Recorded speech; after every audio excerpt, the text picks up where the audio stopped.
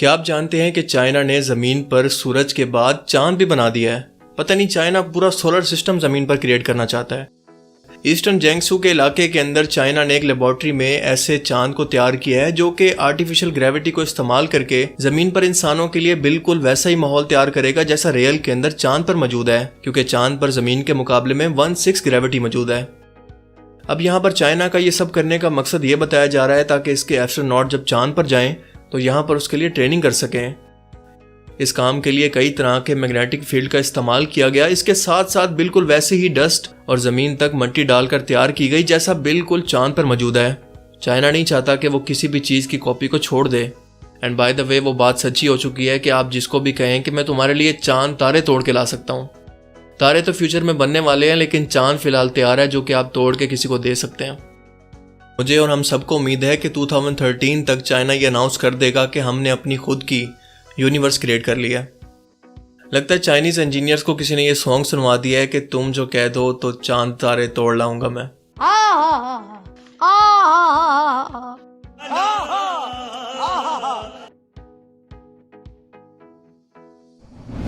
कहा जाता है कि 1920 के अंदर पहली बार राइट ब्रदर्स ने हवाई जहाज को इजाद किया था, परिंदों को उड़ता हुआ देखकर। हालांकि इस बात पर काफ़ी क्रिटिसिज्म होता है कि इसका असल इन्वेंटर कौन था, लेकिन हम आज की वीडियो के अंदर इसको डिस्कस नहीं कर रहे।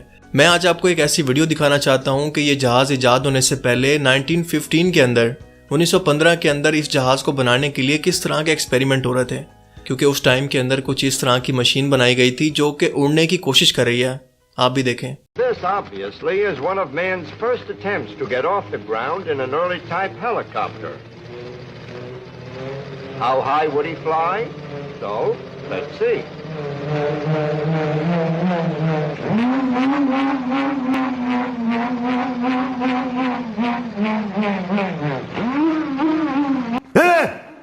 कोई समझा ना इसको? अरे कोई कुछ बोल तो इसको। अप्पू तो सारा येड़ा है, फिर भी क्लियर दिखता है कि गलत हो रहा है। शायद यहीं से ये लफ्ज लिया गया था कि शेक वेल बिफोर यूज। अब मुझे नहीं पता कि ये बंदा ड्रंक है या फिर शायद स्ट्रॉबेरी और दूध पीकर आ गया है कि मैं अच्छी तरह से उसका शेक पेट में बना लूंगा। यानी कॉकटेल बना रहा है इस मशीन पर बैठा हुआ। पता नहीं इससे करना क्या चाह रहे हैं, शायद यूनिवर्स के भी पार निकलना चाह रहा है इससे। मेरे लिए तो ये जंपिंग कार किसी नाइटमेयर से कम नहीं है, लेकिन आपके लिए क्या है मुझे कमेंट सेक्शन में बता सकते हैं।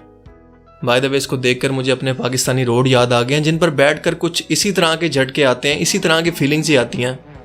और अगर आपके खुदा न खास्ता गुर्दे के अंदर पथरी है तो इस मशीन पर बैठकर या उस रोड पर चलकर डेफिनेटली वो खुद ही बाहर आ जाएगी। मैं बचपन में अब्बू की बाइक को चाबी लगाते ही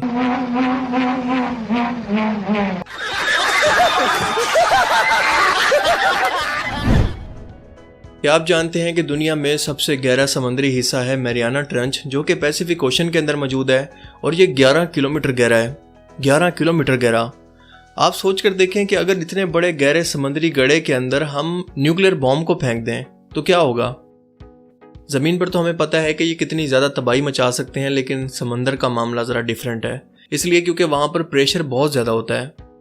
दुनिया के सबसे बड़े और ख़तरनाक बॉम्ब का नाम है टीज़ार बॉम्बा, जो कि रशिया ने बनाया था और ये 3333 हिरोशिमा पर गिराए जाने वाले बम्स के बराबर है।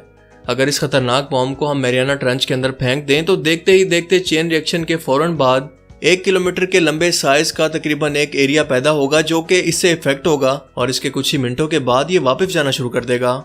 इसलिए क्योंकि मैंने आपको पहले बताया कि समंदर के अंदर एटमॉस्फेरिक प्रेशर जमीन के मुकाबले में समंदर में प्रेशर बहुत ज्यादा है। इतना ज्यादा कि आप ये समझ लें कि एक स्टैम्प पेपर पर एक हाथी को खड़ा कर दें, यानी एक ही सेकंड के अंदर आपकी हड्डियों को तोड़ कर रख सकता है। और यही वजह है कि इतने बड़े धमाके के बावजूद, यानी 1 किलोमीटर के डायमीटर के एरिया के अंदर जितनी भी समुद्री मखलूकात होंगी वो सब की सब तो तबाह हो जाएंगी, लेकिन उसके बाद ऐसा कुछ भी नहीं होगा जैसा आप सोच रहे हैं कि शायद समंदर का ये हिस्सा 2 हिस्सों के अंदर तकसीम हो जाए या कोई बहुत बड़ा सुनामी आ जाए। इन शॉर्ट कुछ भी नहीं होगा, सिवाय इसके कि इस जगह पर कोई बहुत बड़ा अर्थक्वेक किसी आतिशफिशा पहाड़ को ट्रिगर न कर दे, जिसके बाद इंसान जान बचाते हुए यकीनन सिर्फ यही कहते फिरेंगे, भैया मेरा मुंह से निकल गई, क्या बताऊं। आमतौर पर दुनिया में हर जगह पर हर एक काम फितरत के कानून के मुताबिक होता है, लेकिन आज मैं आपको एक ऐसी वीडियो दिखाने वाला हूं जिसे देखकर आपको यकीन हो जाएगा कि फिजिक्स के असूल हमारी इस दुनिया में किसी जगह पर एग्जिस्ट नहीं भी करते। मिसाल के तौर पर सऊदी अरेबिया के इलाका तबूक के अंदर वाक़या इस चीज़ को आप अजूबा ही कह सकते हैं कि इतनी बड़ी चट्टान जिसका साइज ऊपर से इतना बड़ा है लेकिन नीचे से इसका साइज कितना छोटा है, इसके बावजूद भी ये बिल्कुल ऊपर की सतह पर खड़ी हुई है। साइंटिस्ट की माने तो वो कहते हैं कि इसे इंसानों ने नहीं बनाया बल्कि ये नेचर का कमाल है। लेकिन मेरा सवाल है कि नेचर को किसने बनाया, क्योंकि आखिर इससे भी तो किसी ने पैदा ही किया होगा ना। बेशक इसका खालिक अल्लाह है और वो इतना कॉम्प्लिकेटेड सिस्टम बनाने वाला है कि इंसान के दिमाग बाज़ औक़ात इसे सुनकर चकरा जाते हैं, इसका दिमाग इसे कॉम्प्रिहेंस ही नहीं कर पाता। आपका इसके बारे में क्या ख्याल है, मुझे कमेंट सेक्शन में ज़रूर बताएं। क्या आपने दुनिया की सबसे तेज़ तरीन फ्लैश लाइट देखी है, जिसे देखकर आपको बैटमैन फिल्म की याद आ जाएगी, जहां पर इसी तरह की एक फ्लैश लाइट को बैटमैन को बुलाने के लिए इस्तेमाल किया जाता था। इसकी रोशनी कितनी ज़्यादा है आप इमेजिन कर सकते हैं कि एक अंधेरे इलाके के अंदर जब इसे ऑन किया गया तो इसका रिजल्ट कुछ ये था, जिसे अगर शहर की किसी ऊंची तरीन इमारत पर लगा दिया जाए और किसी घर की तरफ पॉइंट किया जाए तो यकीनन वो घर वाले सोचेंगे कि किसी एलियन का हमला हो गया है। ये इतनी तेज फ्लैश लाइट है लेकिन इसके बावजूद भी ये मेरे फ्यूचर को ब्राइट नहीं कर सकती। ये सीरियसली इतना तेज लाइट है जितना मेरे अम्मी अब्बू के फ़ोन की ब्राइटनेस होती है, और इसे चाहें तो आप चांद पर भी फोकस कर सकते हैं। नहीं, मैं अपनी बात नहीं कर रहा, रियल चांद की बात कर रहा हूँ। भाई साहब कुछ ज्यादा नहीं हो गया ये? मतलब कुछ भी। आपने हमेशा फिल्म्स के अंदर या किसी टीवी ड्रामा के जरिए या मीडिया पर हमेशा अमेरिका के लाइफस्टाइल के बारे में कुछ ऐसा ही देखा होगा, लेकिन क्या आपको पता है कि ये सब रियलिटी नहीं है, बल्कि अमेरिकन लाइफस्टाइल के भी दो रूप हैं। एक तो वो जो कि हम टीवी पर और मीडिया पर देखते हैं, और दूसरा है ये। इस वीडियो में जो आप मिसाली सफाई के जो मंजर देख रहे हैं, ये दरअसल अमेरिकी शहर फिलाडेल्फिया के किंग्स एवेन्यू के हैं, और सड़क के दोनों तरफ जो आपको बेघर तरक्की याफ्ता इंसान नजर आ रहे हैं, इनके लिए हमारे यहाँ दरअसल जहाज की इस्तेलाह इस्तेमाल होती है, यानी हम पाकिस्तानी इन्हें आम जबान के अंदर जहाज कहते हैं। लेकिन ये क्योंकि अमेरिकन है और आपके रोल मॉडल है, इसलिए आप इनको बोइंग 747 भी कह सकते हैं। आप सोच रहे होंगे कि ये सब दिखाने का और ये बताने का मकसद मेरा क्या है, तो मैं आपको समझाता हूँ। पिछली ईद कुर्बान के ऊपर आपने ये प्रोपेगेंडा देखा था कि मुसलमान कुर्बानियाँ करके जानवरों को भी कत्ल करते हैं, और ये पैसे जो अपनी सुन्नत पर खर्च करते हैं ये किसी गरीब की मदद करने के लिए क्यों नहीं खर्च करते। इसी तरह से पाकिस्तान अपने जोहरी हथियार बनाने के लिए या न्यूक्लियर वेपन बनाने के ऊपर जो पैसे खर्च करता है, तो पूरी दुनिया ये पाबंदियां लगाती है और कहती है कि पाकिस्तान इतना भूखा नंगा है, लेकिन अपने लोगों के ऊपर पैसा खर्च करने की बजाय ये न्यूक्लियर हथियार खरीद रहा है। पहली बात तो यह है कि इसका सबसे बड़ा जवाब यूक्रेन ने हमें दे दिया, जिसने अपनी आज़ादी के वक्त रशिया, अमेरिका और दूसरे यूनाइटेड नेशन के मेंबर्स के कहने पर अपने न्यूक्लियर हथियार इनके हवाले कर दिए थे, और आज जो रशिया ने उसकी यह हालत की है आप खुद भी देख सकते हैं। यह हमारे लिए इबरत है। लेकिन दूसरी तरफ जहां तक पैसों की बात है, तो आप मुझे बताएं कि अमेरिका इन लोगों पर अपने पैसे क्यों नहीं खर्च करता। हालांकि अमेरिका दुनिया भर के ममालिक को 51 अरब डॉलर की इमदाद देता है सिर्फ, तो ये अपने लोगों पर यह पैसा क्यों नहीं खर्च करता, इन जहाज़ों पर खास तौर पर। इसको कहते हैं मुनाफकत। यही चीज़ें हैं जो आम लोगों से छुपाई जाती हैं।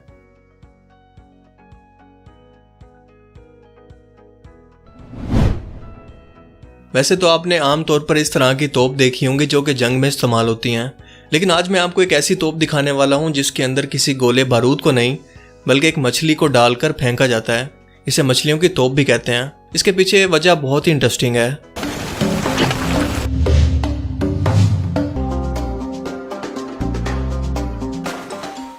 दरअसल जब भी किसी दरिया पर कोई डैम बनाया जाता है तो इसके अंदर रहने वाली आबी हयात यानी खसूसन मछलियों को इसकी बहुत ही भारी कीमत यानी अपनी जान देकर चुकानी पड़ती है, और बहुत सी मछलियां इन इलाकों के अंदर पैदा होती हैं जहां से दरिया का आगाज होता है, और बाद में ये हिजरत करके समंदर के दरमियानी इलाकों के अंदर चली जाती हैं जहां पर इन्हें शिकार के ज्यादा मौके हासिल नहीं होते, लेकिन अपनी अगली नस्ल पैदा करने के लिए मछलियों को वापस इसी मकाम पर जाना पड़ता है, और डैम के अंदर मौजूद पानी इस बहाव को रोक देते हैं, जिसकी वजह से मछलियों की आबादी को काफी नुकसान होता है। यानी आसान अल्फाज के अंदर डैम का पानी इन मछलियों को धकेल कर किनारों की बजाय समंदर के बीच में ले जाता है, जिसकी वजह से ये अपनी नस्ल को नहीं बढ़ा पाती। और इसी मसले का हल इस तोप की सूरत में तलाश कर लिया गया है, जहां पर मछलियों को डालकर डैम के पानी के बहाव से बाहर निकालकर फायर करते हैं ताकि ये समंदर के खुले एरिया में जा सकें जो समंदर के किनारे के बहुत करीब हो, और ये अपनी नस्ल को फिर से बढ़ा सकें।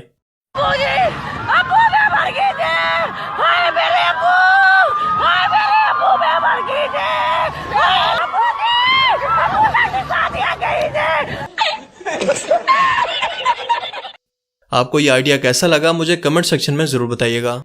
वैसे उस दोस्त को भी मेंशन करें जिसको आप इस तोप के अंदर डालकर फायर करना चाहते हैं। तो आज के amazing random facts around the world की सीरीज में सिर्फ इतना ही। And once again thank you for your love and support.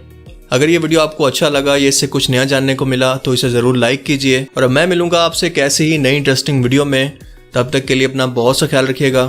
Thanks for watching this video. अल्लाह हाफिज़।